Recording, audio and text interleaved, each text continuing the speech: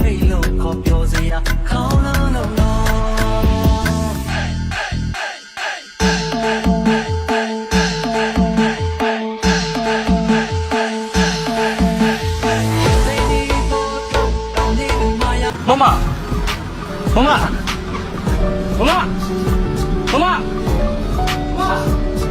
妈咪。